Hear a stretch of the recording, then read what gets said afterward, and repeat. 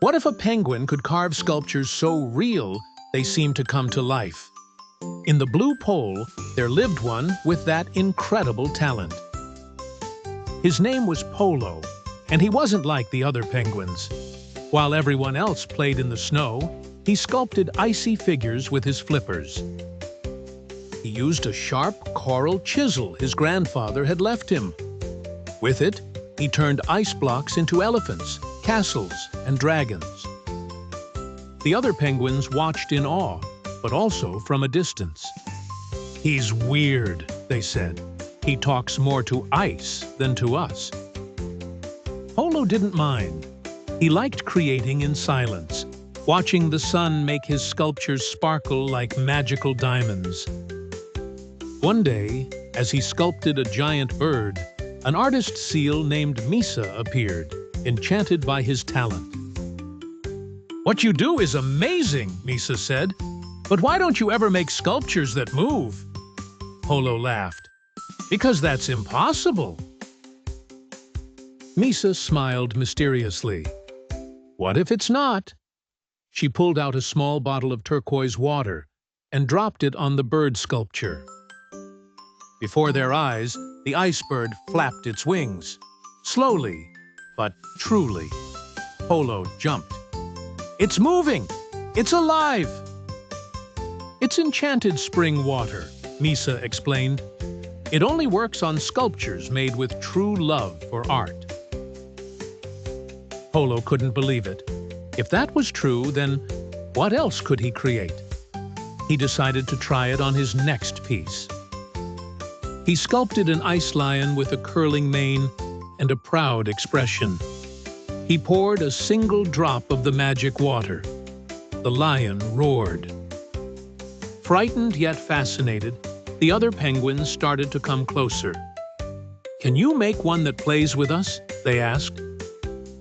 Polo happily agreed. He made a group of ice cubs that jumped when they touched the ground, thanks to the enchanted water. Every time a sculpture came to life, a part of Polo's heart beat stronger. He had never felt so alive. Misa encouraged him. "Your hands don't just sculpt, they create moments." Polo smiled. For the first time, he felt accepted. But not everything was joy. One night, Frigor appeared, a wolf Polo had sculpted in a burst of anger.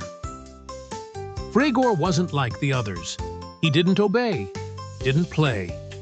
He walked among the sculptures with a fierce gaze, searching for something else. "What did you do?" Misa asked worriedly. "I don't know," Polo replied. "I just wanted to let out the anger I felt from all the rejection." Frigor began melting other sculptures with a touch. Each one that vanished left behind a cold, sad puddle. Polo realized then he hadn't just sculpted ice. He had released a dark feeling that needed healing. Determined to stop it, he sculpted one more figure, a warm ice heart full of soft shapes and translucent colors. He poured the last drop of magic water on it and placed it before Frigor. The wolf stopped, sniffed it, and began to cry. Tears of pure ice slid down his face, turning into small frozen flowers that glowed in the snow.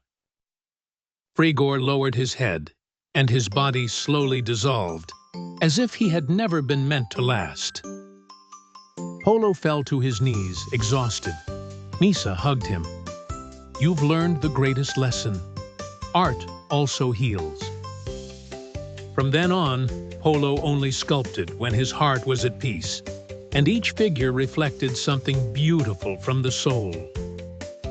The rest of the penguins began joining him, carving small memories into ice blocks by the sea.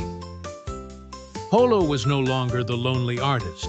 He was now the master of a new art, where each sculpture told a story. Even on the coldest nights, the place shimmered with shapes that seemed to dance with the polar wind.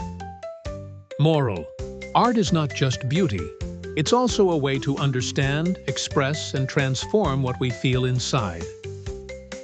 Subscribe and hit the bell for more magical stories that will take you to incredible worlds.